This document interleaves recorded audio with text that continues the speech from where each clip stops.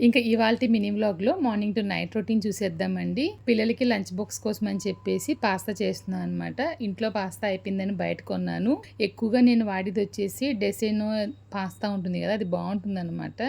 ఇదేంటంటే కొంచెం వాటర్ ఎక్కువైనా, టైం ఎక్కువైనా మెత్తగా అయితే అయిపోతుంది. ఆల్రెడీ మన ఛానల్‌లో చాలా సార్లు పాస్తా రెసిపీ అనేది పోస్ట్ చేశానండి. ఇంకొక విషయం ఏంటంటే ఇది పాస్తా కాదు మాక్రోని అని చెప్పేసి కొంతమంది అంటారు. నేను ఈ రెసిపీ పోస్ట్ చేసిన ప్రతిసారి 2 ఒకటే అనమాట.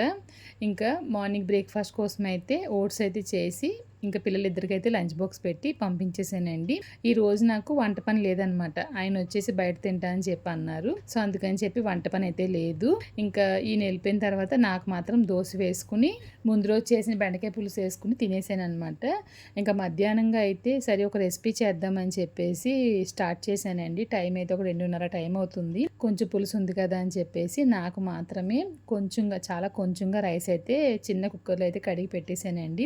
చాలామంది ప్రతి వీడియో చూసిన ప్రతిసారి అడుగుతారనమాట. ఈ కుక్కరు లింక్ ఇవ్వండి అక్క అని చెప్పేసి. ఈ కుక్కర్ ఏంటంటే ప్రేలేడ్ అనే వెబ్సైట్ నుంచి తీసుకున్నానండి. 1.5 లీటర్ కెపాసిటీ అనమాట. స్టవ్ పైన అస్సలు నుంచోదు. మీరు కావాలనుకుంటే గనుక మీరు ప్రేలేడ్ వెబ్సైట్‌కి వెళ్ళి ఒకసారి చెక్ చేయండి. చాలా రకాల సైజెస్ అయితే అక్కడ అవైలబుల్‌గా ఉన్నాయన్నమాట. మీకు తగ్గట్టు మీరు తీసుకోవచ్చు. ఇంకా వీడియో కోసం అని చెప్పేసి నేను చెట్టినాడు స్పెషల్ రంగూన్ పుట్టు తయారు చేశానండి.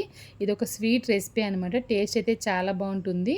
వీడియో ఈరోజు పోస్ట్ చేద్దామని చెప్పి అనుకున్నాను కానీ వాయిస్ ఇవ్వలేదని చెప్పేసి పోస్ట్ చేయలేదు. రేపు పొద్దున పోస్ట్ చేస్తాను చూడండి. ఇంకా నైట్‌కి అయితే ఒక ఫేమస్ అయిన హోటల్ నుంచి అయితే బిర్యానీ తెప్పించాననమాట.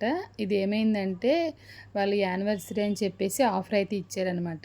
ఏంటంటే 149కి అని చెప్పి ఇక్కడ తినాలి ఒక మనిషికి అంటే చాలా రేటు పెట్టాలి. సో, అందుకని చెప్పేసి ఎప్పుడు ఇక్కడ తెప్పించుకోలేదు. దీనికన్నా బాగానే నేను ఇంట్లో చాలాసార్లు చేస్తాను కాబట్టి సరే చాలా సంవత్సరాలు ఒక 10 ఇయర్స్ ముందు ఇక్కడ టేస్ట్ చేశాననమాట.